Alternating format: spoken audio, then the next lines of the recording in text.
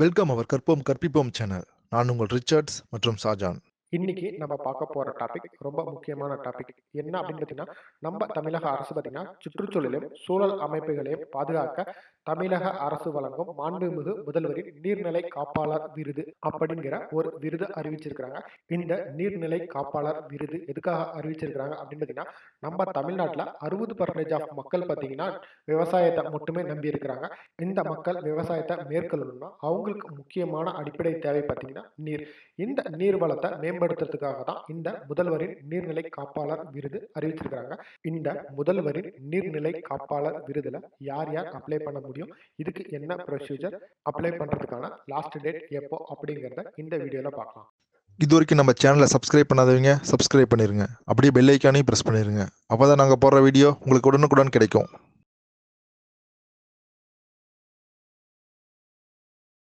தமிழக அரசு வழங்கும் மாண்புமிகு முதல்வரின் நீர்நிலை காப்பாளர் விருது. இந்த விருது பாத்தீங்கன்னா மாவட்டத்துக்கு ஒருத்தர் அப்படிங்கிற பட்சத்துல மொத்தமா 38 பேருக்கு இந்த நீர்நிலை காப்பாளர் விருது அறிவிக்க போறாங்க. இந்த நீர்நிலை பாதுகாவலர் விருது வெறும் விருதா மட்டும் இல்லாம இந்த விருது வாங்குறவங்களுக்கு தலா 1,00,000 ரூபாய் பரிசாவும் கொடுக்குறாங்க. இந்த நீர்நிலை காப்பாளர் விருது எதுக்காக அறிவிச்சிருக்கிறாங்க அப்படின்னு பாத்தீங்கன்னா, இந்த விருது எதுக்காக அறிவிச்சிருக்கிறாங்க அப்படின்னு பாத்தீங்கன்னா, நீர்வளத்தை காப்பாற்றவும் பொதுமக்கள், தன்னார்வ தொண்டு நிறுவனங்கள், சமூக அமைப்புகளை கௌரவிப்பதற்காக இந்த விருது அறிவிச்சிருக்காங்க. இந்த விருதுல அப்ளை பண்றதுக்கான லாஸ்ட் டேட் எப்போ அப்படின்னு பாத்தீங்கன்னா 31/1/2025க்குள்ள நீங்க அப்ளை பண்ணிருக்கணும். இதுல யார் யார் அப்ளை பண்ணலாம் அப்படின்னு பாத்தீங்கன்னா, பொதுமக்களான அனைவரும் அப்ளை பண்ணலாம். பட் அவங்க அப்ளை பண்றதுக்கான தகுதிகள் என்ன அப்படின்னு பாத்தீங்கன்னா, நீங்க நீர்நிலைகளை பாதுகாத்தவரா இருந்தீங்கன்னா, இதுக்கு முன்னாடி அந்த நீர்நிலை எப்படி இருந்துச்சு, இப்ப எப்படி இருக்கு அப்படிங்கிற ரெஃபரன்ஸ் இருந்துச்சுன்னா நீங்க தாராளமா அப்ளை பண்ணலாம். இப்ப வாங்க இந்த நீர்நிலை காப்பாளர் விருது எப்படி அப்ளை பண்ணலாம் அப்படிங்கிறத பத்தி பார்க்கலாம். மாண்புமிகு முதல்வரின் நீர்நிலை காப்பாளர் விருது அப்ளை பண்ணணும்னு நினைக்கிறவங்க awards.tn.gov.in அப்படிங்கிற வெப்பேஜை ஓப்பன் பண்ணிக்கோங்க. தெரியாதவங்களுக்காக இந்த வீடியோவோட டிஸ்கிரிப்ஷன்ல இந்த சைட்டோட லிங்கை கொடுத்துருக்குறேன். அது மூலமா கூட கிளிக் பண்ணி ஓப்பன் பண்ணிக்கலாம். டிஸ்கிரிப்ஷன்ல கொடுத்துருக்கிற லிங்கை கிளிக் பண்ணீங்கன்னா உங்களுக்கு இந்த மாதிரி ஒரு வெப்பேஜ் ஓப்பன் ஆகும். இந்த வெப்பேஜில் மேலே டாப் நேவிகேஷன் பார்ல பாருங்க, பதிவு செய்ய அப்படிங்கிற மாதிரி ஒரு ஆப்ஷன் இருக்கு. அதை கிளிக் பண்ணிக்கோங்க. கிளிக் பண்ணோடனே உங்களுக்கு இந்த மாதிரி ஒரு வெப்பேஜ் ஓப்பன் ஆயிரும். இந்த பேஜில் உங்களோட டீட்டெயில்ஸை நீங்கள் அப்டேட் பண்ணுற மாதிரி இருக்கும். இதில் ஃபர்ஸ்ட் ஆப்ஷன் என்ன அப்படின்னு பார்த்தீங்கன்னா, விண்ணப்பதாரர் வகை. இந்த விண்ணப்பதாரர் வகையில் பார்த்தீங்கன்னா 4 ஆப்ஷன் கொடுத்துருக்காங்க. ஃபர்ஸ்ட் ஆப்ஷன் பார்த்தீங்கன்னா இந்திய குடிமகன், அடுத்தது அரசு பள்ளி ஆசிரியர் அல்லது அரசு கல்லூரி பேராசிரியர். இந்த அரசு பள்ளி ஆசிரியர் மற்றும் அரசு கல்லூரி பேராசிரியர் பார்த்தீங்கன்னா மாற்றுத்திறனாளி விருதுகளுக்கு மட்டும் அப்ளை பண்ண முடியும். அடுத்தது பார்த்தீங்கன்னா வெளிநாடு வாழ் இந்தியர், அடுத்தது காவல்துறை. இந்த 4 கேட்டகரியில நீங்க இதுக்கு அப்ளை பண்ண முடியும். அடுத்தது பெயர் படை. இந்த ஆப்ஷன் பார்த்தீங்கன்னா 4 கேட்டகரியில கொடுத்துருக்காங்க. ஃபர்ஸ்ட் பார்த்தீங்கன்னா திரு, ரெண்டாவது பார்த்தீங்கன்னா திருமதி, மூணாவது செல்வி, நாலாவது செல்வன். அவங்களோட ஜெண்டரை பொறுத்து இதை செலக்ட் பண்ணிக்கோங்க. அடுத்தது உங்களோட பேர். உங்களோட பேர் ஆதார் கார்டில் எப்படி இருக்கோ அதே மாதிரி டைப் பண்ணிக்கோங்க. அடுத்தது பார்த்தீங்கன்னா பிறந்த தேதி. இங்கே பார்த்தீங்கன்னா கேலண்டர் ஆப்ஷன் இருக்கு. இது மூலமா உங்களோட டேட் ஆஃப் பர்த்தை செலக்ட் பண்ணிக்கலாம். அப்ளை பண்ணுறதுக்கான ஏஜ் லிமிட் பார்த்தீங்கன்னா 110 வயசு வரையும் இருக்கிறவங்க இதில் அப்ளை பண்ணிக்கலாம். அடுத்தது பார்த்தீங்கன்னா உங்களோட பாலினம், ஜெண்டர் மேலா ஃபீமேலா அப்படிங்கிறத செலக்ட் பண்ணிக்கோங்க. செலக்ட் பண்ணதுக்கப்புறம் நெக்ஸ்ட் ஆப்ஷன் பார்த்தீங்கன்னா உங்களோட மொபைல் நம்பர். உங்களோட மொபைல் நம்பரை ப்ராப்பராக என்ட்ரி பண்ணிக்கோங்க. என்ட்ரி பண்ணதுக்கப்புறம் நெக்ஸ்ட் ஆப்ஷன் பார்த்தீங்கன்னா உங்களோட இமெயில் ஐடி. உங்களோட இமெயில் ஐடியும் ப்ராப்பராக அப்டேட் பண்ணிக்கோங்க. அப்டேட் பண்ணதுக்கப்புறம் நெக்ஸ்ட் ஆப்ஷன் பார்த்தீங்கன்னா உங்களோட அட்ரஸ். இந்த அட்ரஸ் பார்த்தீங்கன்னா உங்களோட ஆதார் கார்டில் என்ன அட்ரஸ் இருக்கோ அதே அட்ரஸை அப்டேட் பண்ணிக்கோங்க. அப்டேட் பண்ணதுக்கப்புறம் பார்த்தீங்கன்னா கேப்சா குறியீடு, அதாவது கீழே பார்த்தீங்கன்னா ஒரு கேப்சா என்ட்ரி மாதிரி கொடுத்துருக்காங்க. அந்த கேப்சா என்ட்ரியை இங்கே என்ட்ரி பண்ணிட்டு கீழே பார்த்தீங்கன்னா பதிவு செய்க அப்படிங்கிற மாதிரி ஒரு ஆப்ஷன் இருக்கு இல்லைங்களா, அதை கிளிக் பண்ணிக்கோங்க. கிளிக் பண்ணோடனே உங்களோட ரெஜிஸ்ட்ரேஷன் ப்ராசஸ் முடிஞ்சிருக்கும். இந்த பேஜ் பார்த்தீங்கன்னா ரீடைரக்ட் ஆகி உங்களுக்கு இந்த மாதிரி ஒரு பேஜ் ஓப்பன் ஆயிருக்கும். இந்த பேஜில் பார்த்தீங்கன்னா ரெஜிஸ்ட்ரேஷன் சக்ஸஸ்ஃபுல்லி அப்படிங்கிற மாதிரி ஒரு மெசேஜ் வந்திருக்கும். உங்களோட ரிஜிஸ்டர்டு இமெயில் ஐடிக்கு பார்த்தீங்கன்னா ஒரு பாஸ்வேர்டு சென்ட் பண்ணியிருப்பாங்க. அந்த பாஸ்வேர்டை வச்சு தான் நீங்கள் லாகின் பண்ணுற மாதிரி இருக்கும். இந்த பேஜில் பார்த்தீங்கன்னா கிளிக் ஹேர் டு லாகின் அப்படிங்கிற மாதிரி ஒரு ஆப்ஷன் இருக்கு இல்லைங்களா, அதை கிளிக் பண்ணிக்கோங்க. கிளிக் பண்ணோடனே உங்களுக்கு இந்த மாதிரி ஒரு வெப் பேஜ் ஓப்பன் ஆயிரும். இதில் ஃபர்ஸ்ட் ஆப்ஷன் பார்த்தீங்கன்னா உங்களோட இமெயில் ஐடி. உங்களோட இமெயில் ஐடியை என்ட்ரி பண்ணிவிட்டு நெக்ஸ்ட் ஆப்ஷன் பார்த்தீங்கன்னா பாஸ்வேர்டு. உங்களோட பாஸ்வேர்டை என்ட்ரி பண்ணிக்கோங்க. என்ட்ரி பண்ணதுக்கப்புறம் மூணாவது ஆப்ஷன் பார்த்தீங்கன்னா கேப்சா என்ட்ரி.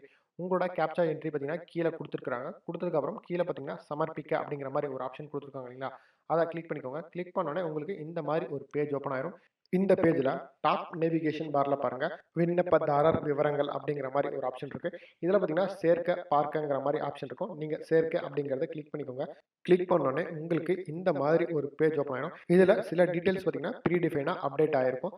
ஃபில் ஆகாத டீடைல்ஸ் மட்டும் நம்ம அப்டேட் பண்ற மாதிரி இருக்கும். இதுல பாத்தீங்கன்னா ஃபர்ஸ்ட் ஆப்ஷன் விண்ணப்பம், யாருக்காக இந்த அப்ளிகேஷன் அப்டேட் பண்றீங்க அப்படிங்கறத செலக்ட் பண்ணிக்கோங்க. செலக்ட் பண்ணதுக்கு அப்புறம் கீழே பாத்தீங்கன்னா ஆதார் எண் அப்படிங்கிற மாதிரி இருக்கு இல்லைங்களா, யாருக்காக அப்ளை பண்றீங்களோ அவங்களோட ஆதார் எண் என்ட்ரி பண்ணிக்கோங்க. என்ட்ரி பண்ணதுக்கு அப்புறம் அடுத்தது பாத்தீங்கன்னா தாய், தந்தை அல்லது கணவர் பெயர் அப்படிங்கிற மாதிரி இருக்கு. அதில் ப்ராப்பரா உங்களோட ஃபாதர் இல்லைனா மதர் நேம் அப்டேட் பண்ணிக்கோங்க. அப்டேட் பண்ணதுக்கப்புறம் எக்ஸ்ட்ரா மொபைல் நம்பர் ஏதாவது இருந்துச்சுன்னா அதை அப்டேட் பண்ணிக்கோங்க. அப்டேட் பண்ணதுக்கப்புறம் உங்களோட பாஸ்போர்ட் சைஸ் ஃபோட்டோ அப்லோட் பண்ண சொல்லி கேட்டிருக்கு. இந்த பாஸ்போர்ட் சைஸ் ஃபோட்டோ பார்த்தீங்கன்னா 100 கேபிக்குள்ளே தான் இருக்கணும். ஃபார்மெட் பார்த்தீங்கன்னா ஜேபிஇஜி இல்லைனா பிஎன்ஜி ஃபார்மெட்டாக இருக்கலாம் அப்படிங்கிற மாதிரி சொல்லியிருக்காங்க.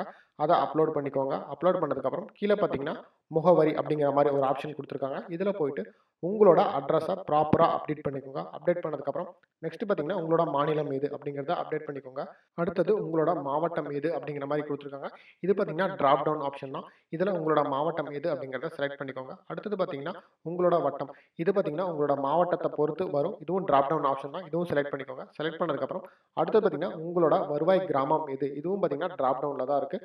உங்களோட வட்டத்தோட கிராம நிர்வாகம் எது அப்படிங்கிறத செலக்ட் பண்ணிக்கோங்க. செலக்ட் பண்ணதுக்கப்புறம் உங்களோட அஞ்சல் குறியீடு, அதாவது உங்களோட போஸ்டல் பின் நம்பர் என்ன அப்படிங்கிறத என்ட்ரி பண்ணிக்கோங்க. என்ட்ரி பண்ணிட்டு கீழே பார்த்தீங்கன்னா ஒரு செக் பாக்ஸ் மாதிரி இருக்கு. அந்த செக் பாக்ஸை எனபிள் பண்ணிக்கோங்க. எனபிள் பண்ணிட்டு கீழே பார்த்தீங்கன்னா 2 ஆப்ஷன் கொடுத்துருக்காங்க. ஒன்று பார்த்தீங்கன்னா ப்ரிவ்யூ, இன்னொன்று பார்த்தீங்கன்னா சப்மிட். நீங்கள் அப்டேட் பண்ண டீட்டெயில்ஸ்லாம் செக் பண்ண ப்ரிவ்யூ பண்ணிக்கோங்க, இல்லைனா சப்மிட்டுங்கிறத கிளிக் பண்ணிக்கோங்க. கிளிக் பண்ணோடனே உங்களுக்கு டைரெக்டாக இந்த மாதிரி ஒரு பேஜ் ஓப்பன் ஆயிடும். இந்த பேஜில் பார்த்தீங்கன்னா நாமினி அல்லது விண்ணப்பதாரர் யாருங்கிற மாதிரி கேட்டிருப்பாங்க. இதை செலக்ட் பண்ணிக்கோங்க. செலக்ட் பண்ணதுக்கப்புறம் நெக்ஸ்ட் ஆப்ஷன் பார்த்தீங்கன்னா விருது வகை, எந்த வகையான விருதுக்கு நீங்கள் அப்ளை பண்ணுறீங்க அப்படிங்கிறத செலக்ட் பண்ணிக்கோங்க. செலக்ட் பண்ணதுக்கப்புறம் நெக்ஸ்ட் பார்த்தீங்கன்னா அவார்டு செலெக்ஷன், எந்த டைப் ஆஃப் அவார்டு செலெக்ஷன் அப்படிங்கிறத செலக்ட் பண்ணிட்டு நெக்ஸ்ட் அப்படிங்கிறத கிளிக் பண்ணிக்கோங்க. கிளிக் பண்ணோடனே உங்களுக்கு இந்த மாதிரி ஒரு பேஜ் ஓப்பன் ஆயிடும். இதில் பார்த்தீங்கன்னா உங்களோட டீட்டெயில்ஸ் எல்லாம் இருக்கும். இது ஒரு டைம் வெரிஃபிகேஷன் பண்ணிக்கோங்க. வெரிஃபிகேஷன் பண்ணதுக்கப்புறம் கீழே பார்த்தீங்கன்னா விண்ணப்பதாரர் அல்லது பயணியர் வகை எந்த மாதிரி அப்படிங்கிறத செலக்ட் பண்ணிக்கோங்க. தனிநபரா, நிறுவனமா, இல்லை சமூகமா அப்படிங்கிறத செலக்ட் பண்ணிக்கோங்க. செலக்ட் பண்ணதுக்கப்புறம் மாநிலம் பார்த்தீங்கன்னா ஆட்டோமேட்டிக்காக அப்டேட் ஆயிருக்கும். அடுத்தது பார்த்தீங்கன்னா நீர்நிலைகள் அமைந்துள்ள மாவட்டம், நீங்கள் தூர்வாரின நீர்நிலை எந்த மாவட்டத்தில் அமைஞ்சிருக்கோ அந்த மாவட்டத்தை செலக்ட் பண்ணிக்கோங்க. செலக்ட் பண்ணதுக்கப்புறம் கீழே பார்த்தீங்கன்னா தனிநபர் விவரங்கள், இதில் பார்த்தீங்கன்னா உங்களோட எஜுகேஷனல் டீட்டெயில்ஸை நீங்கள் அப்டேட் பண்ணுற மாதிரி இருக்கும். ஃபஸ்ட்டு பார்த்தீங்கன்னா கல்வி விவரங்கள், நீங்கள் என்ன படிச்சிருக்கிறீங்க அப்படிங்கிறத என்ட்ரி பண்ணிக்கோங்க. என்ட்ரி பண்ணிவிட்டு நெக்ஸ்ட் பார்த்தீங்கன்னா பணியின் பேர், நீங்கள் என்னவா ஒர்க் பண்ணுறீங்க அப்படிங்கிறத என்ட்ரி பண்ணிக்கோங்க. என்ட்ரி பண்ணிவிட்டு வேலைவாய்ப்பு வகை, ஸோ இதில் பார்த்தீங்கன்னா சுயதொழில் செய்பவரா இல்லை தனியார் நிறுவனத்தில் வேலை பார்க்குறீங்களா அப்படிங்கிறத என்ட்ரி பண்ணிக்கோங்க. அடுத்தது பார்த்தீங்கன்னா வருமானம், இது பார்த்தீங்கன்னா ஆப்ஷனல் தான், இதை ஃபில்அப் பண்ணணும் அப்படிங்கிறது இல்லை. அடுத்தது பார்த்தீங்கன்னா உங்கள் நிறுவனத்தோட பெயர் என்ன அப்படிங்கிறத என்ட்ரி பண்ணிக்கோங்க. என்ட்ரி பண்ணதுக்கப்புறம் அடுத்த ஆப்ஷன் பார்த்தீங்கன்னா அலுவலக முகவரி, நீங்கள் எந்த நிறுவனத்தில் ஒர்க் பண்ணுறீங்களோ அந்த அலுவலக முகவரியை இங்கே என்ட்ரி பண்ணிக்கோங்க. என்ட்ரி பண்ணதுக்கப்புறம் அடுத்தது பார்த்தீங்கன்னா மாவட்டம், உங்களோட நிறுவனம் எந்த மாவட்டத்தில் அமைஞ்சிருக்கு அப்படிங்கிறத செலக்ட் பண்ணிக்கோங்க. செலக்ட் பண்ணதுக்கப்புறம் நெக்ஸ்ட் ஆப்ஷன் பார்த்தீங்கன்னா அஞ்சல் குறியீடு, உங்கள் நிறுவனம் எந்த மாவட்டத்தில் அமைஞ்சிருக்கோ அந்த மாவட்டத்தோட அஞ்சல் குறியீடு இங்கே என்ட்ரி பண்ணிக்கோங்க. அடுத்தது பார்த்தீங்கன்னா நிறுவனத்தின் தொலைபேசி எண், உங்களோட நிறுவனத்தோட தொலைபேசி எண்ணை இங்கே அப்டேட் பண்ணிக்கோங்க. அப்டேட் பண்ணதுக்கப்புறம் கீழே பார்த்தீங்கன்னா நீர்நிலை விவரங்கள் அப்படிங்கிற மாதிரி கொடுத்துருக்காங்க. இது பார்த்தீங்கன்னா நீங்கள் எந்த நீர்நிலையை சுத்தம் பண்ணீங்களோ அந்த நீர்நிலையோட பெயரை இங்கே என்ட்ரி பண்ணிக்கோங்க. அடுத்த ஆப்ஷன் பார்த்தீங்கன்னா சேமிப்பு திறன், இது என்ன அப்படின்னு பார்த்தீங்கன்னா அந்த நீர்நிலையோட அளவு எவ்வளோ, அதாவது டிஎம்சி எவ்வளோ டிஎம்சி வரையும் தண்ணி ஸ்டோர் பண்ணி வைக்கலாம் அப்படிங்கிறத அப்டேட் பண்ணிக்கோங்க. அடுத்த ஆப்ஷன் பார்த்தீங்கன்னா நீர்நிலையின் வகை, இந்த நீர்நிலையின் வகை அப்படிங்கிறது என்ன அப்படின்னு பார்த்தீங்கன்னா ஏரியா, குளமா, இல்லை கால்வாயா, இல்லை ஆறா அப்படிங்கிறது செலக்ட் பண்ணிக்கோங்க. செலக்ட் பண்ணதுக்கப்புறம் அடுத்த ஆப்ஷன் பார்த்தீங்கன்னா பாதுகாப்பிற்கு முன் திறன், அதாவது இந்த நீர்நிலையை சுத்தப்படுத்துறதுக்கு முன்னாடி அந்த நீர்நிலையோட டிஎம்சி எவ்வளோ இருந்துச்சு அப்படிங்கிறத அப்டேட் பண்ணிக்கோங்க. அடுத்து பார்த்தீங்கன்னா மொத்த பரப்பளவு ஹெக்டேரில் அப்டேட் பண்ணிக்கோங்க. அடுத்தது பார்த்தீங்கன்னா நீர்நிலையின் தற்போதைய நிலை என்ன, அதாவது மீட்டெடுக்கப்பட்டதா இல்லை பாதுகாக்கப்பட்டு வருகிறதா, இயல்பு நிலையில் உள்ளதா இல்லை மாசுபட்ட சீரழிந்த நிலையில் இருக்கா அப்படிங்கிறத ஆப்ஷனில் கொடுத்துருக்காங்க. எந்த ஆப்ஷனில் இருக்குது அப்படிங்கிறத நீங்கள் செலக்ட் பண்ணிக்கோங்க. செலக்ட் பண்ணதுக்கப்புறம் நீர்பிடிப்பு பகுதியின் அளவு, இதுவும் ஹெக்டேரில் அப்டேட் பண்ணிக்கோங்க. அடுத்து பார்த்தீங்கன்னா பாதுகாப்புக்கு முந்தைய பகுதி. இந்த நீர்நிலை பாதுகாப்பதற்கு முன்னாடி எவ்வளோ இருந்துச்சு அப்படிங்கிறத அப்டேட் பண்ணிக்கோங்க. அடுத்த ஆப்ஷன் பார்த்தீங்கன்னா, நீர்நிலைக்கான நீரின் ஆதாரம். அதாவது மழை நீரா, இல்ல வாய்க்கால் நீரா, எந்த மாதிரியான நீர்நிலை ஆதாரம் அப்படிங்கிறத அப்டேட் பண்ணிக்கோங்க. அடுத்தது பார்த்தீங்கன்னா, பங்களிப்பு வகை. இது பார்த்தீங்கன்னா சாய்ஸ் ஆப்ஷன் தான். புதுப்பித்தல் அல்லது மறுசீரமைப்பு, இல்லைனா பாதுகாப்பு, இந்த மாதிரி ஆப்ஷன் கொடுத்துருக்காங்க. இது எந்த டைப் ஆஃப் ஆப்ஷனுங்கிறத நீங்கள் செலக்ட் பண்ணிக்கோங்க. அடுத்து பார்த்தீங்கன்னா, சர்வே எண் என்ன அப்படிங்கிறத அப்டேட் பண்ணிட்டு, நீர்நிலையின் நோக்கம் அல்லது பயன்பாடு, குடிநீருக்காக பயன்படுத்துறாங்களா, இல்ல விவசாயத்துக்காக பயன்படுத்துறாங்களா அப்படிங்கிறத அப்டேட் பண்ணிக்கோங்க. அடுத்த ஆப்ஷன் பார்த்தீங்கன்னா, அட்சரேகை, தீர்க்க ரேகை. இது மேண்டேட்டரி இல்ல, இதை ஃபில்அப் பண்ணணுங்கிறதும் இல்ல. அடுத்த ஆப்ஷன் பார்த்தீங்கன்னா, உரிமை. இதுவும் பார்த்தீங்கன்னா சாய்ஸ் ஆப்ஷன் தான். இந்த உரிமைங்கிறது என்ன அப்படின்னு பார்த்தீங்கன்னா, பொது உடைமை ஆக்கப்பட்டதா, இல்ல தனியாருக்கு சொந்தமானதா, இல்ல அரசாங்கத்துக்கு சொந்தமானதா அப்படிங்கிற மாதிரி கேட்டிருக்காங்க. அதை செலக்ட் பண்ணிக்கோங்க. செலக்ட் பண்ணதுக்கப்புறம் நீர்நிலையின் இடம் எந்த ஊர்ல அமைஞ்சிருக்கு அப்படிங்கிறத இங்க அப்டேட் பண்ணிக்கோங்க. அப்டேட் பண்ணதுக்கப்புறம் கீழே பார்த்தீங்கன்னா நெக்ஸ்ட் அப்படிங்கிற மாதிரி ஒரு ஆப்ஷன் இருக்கு. அதை கிளிக் பண்ணிக்கோங்க. கிளிக் பண்ணோடனே உங்களுக்கு இந்த மாதிரி நெக்ஸ்ட் பேஜ் ஓப்பன் ஆயிடும். இதில் பார்த்தீங்கன்னா டிஸ்கிரிப்ஷன் அப்டேட் பண்ணுற மாதிரி இருக்கும். நீங்கள் நீர்நிலையை சுத்தப்படுத்துறதுக்கு முன்னாடி எந்த ஸ்டேஜில் இருந்துச்சு, சுத்தப்படுத்துறதுக்கப்புறம் என்னென்ன ஸ்டேஜில் இருக்குது, அதுக்கு நீங்கள் என்னென்ன ஸ்டெப்ஸ் எடுத்தீங்க அப்படிங்கிறத ப்ரீஃபாக எக்ஸ்பிளைன் பண்ணுற மாதிரி இருக்கும். இதெல்லாம் நீங்கள் ப்ராப்பராக அப்டேட் பண்ணிக்கோங்க. இதில் பார்த்தீங்கன்னா 2 ஆப்ஷன் கொடுத்துருக்காங்க. ஒருவேளை உங்களுக்கு தமிழில் அப்டேட் பண்ணுற மாதிரி இருந்துச்சுன்னா கீழே தமிழ் ஆப்ஷன் இருக்குது, அதில் அப்டேட் பண்ணிக்கோங்க. இல்லை இங்கிலீஷில் அப்டேட் பண்ணுற மாதிரி இருந்துச்சுன்னா மேலே பார்த்தீங்கன்னா இங்கிலீஷ் ஆப்ஷன் இருக்குது, நீங்கள் அதில் கூட அப்டேட் பண்ணிக்கலாம்.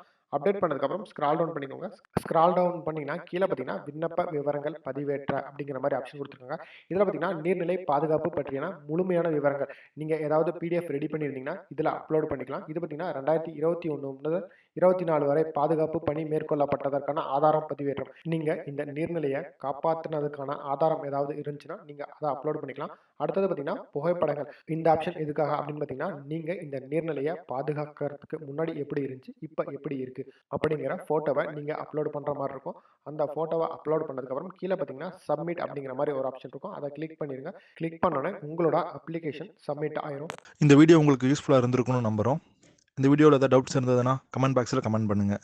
மீண்டும் புதிய வீடியோவில் சந்திக்கும் வரை நான் உங்கள் ரிச்சர்ட்ஸ் மற்றும் ஷாஜான்.